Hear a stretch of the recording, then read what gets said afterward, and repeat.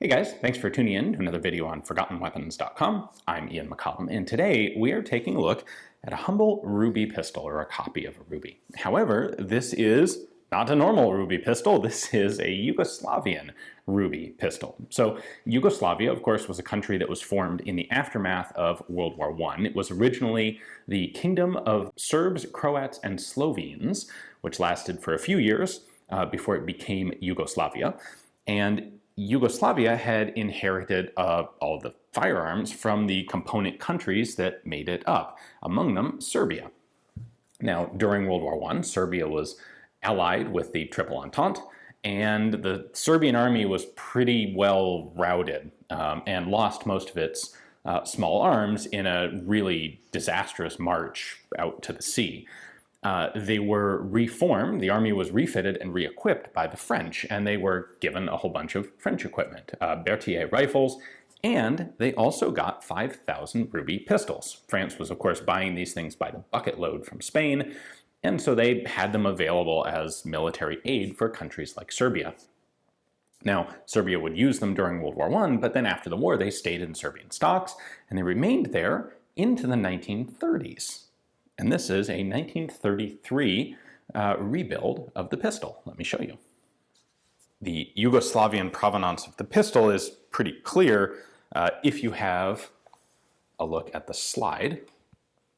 The slide has been remarked in Cyrillic, and this translates to pistol, 7.65 millimeter. This is in 32 ACP or 7.65 Browning. Hyphen 9. The hyphen's not filled in with white, but it is in there.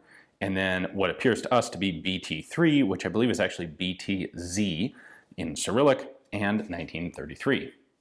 Now, the -9 refers to the magazine capacity of the pistol, which is 9 shots.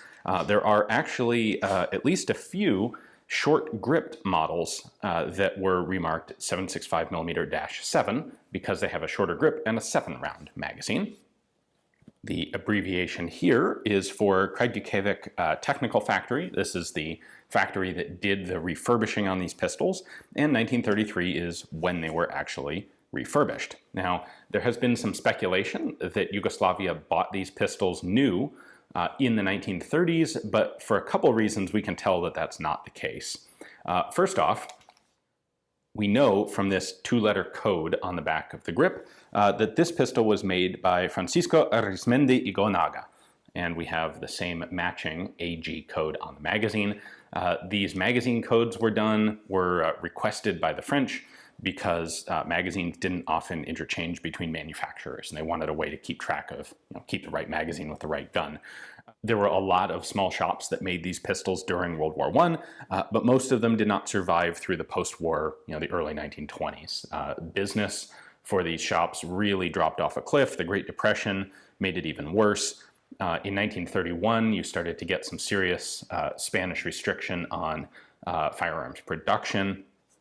So this shop didn't exist by 1933, and on top of that, in the mid-20s, the Spanish government instituted a new proofing system, which is, you will see on basically all Spanish firearms from the mid-20s to the mid-90s, where there's a series of 3 proof marks, including a year code.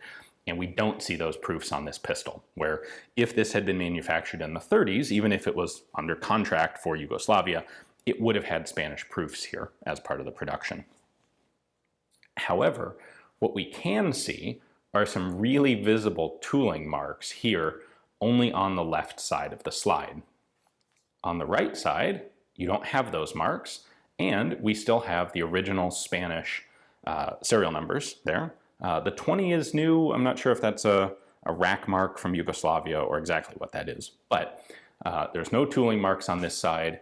You can actually see, if you look at the depth of the grasping serrations there and compare them to the left side, it's pretty clear that what the Yugoslavians did was grind down this side of the slide to get rid of the original markings and then re-stamp the gun with their own new designation.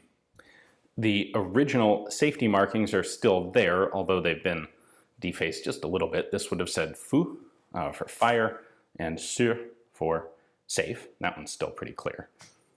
In French military service, these pistols were marked with a pair of little 5-pointed stars right down here when they were accepted into service. This doesn't have them. It's not entirely clear whether maybe they were removed, although it doesn't look like they were removed. Possibly the pistols that the French supplied to Serbia were supplied directly from Spain and didn't go through a French military acceptance process first. To my mind, that's probably the most likely explanation, because those markings were done by the French upon acceptance, not at the factory in Spain. Other than that remarking, this pistol is still in its original configuration. Same caliber, still has the original grips, although it's missing one of the grip screws, and there's a chunk out of this grip.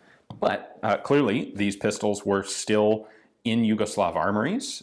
They are very simple and, frankly, fairly robust little pistols, and there's no reason why they couldn't continue to see service in the 1930s, which clearly they did.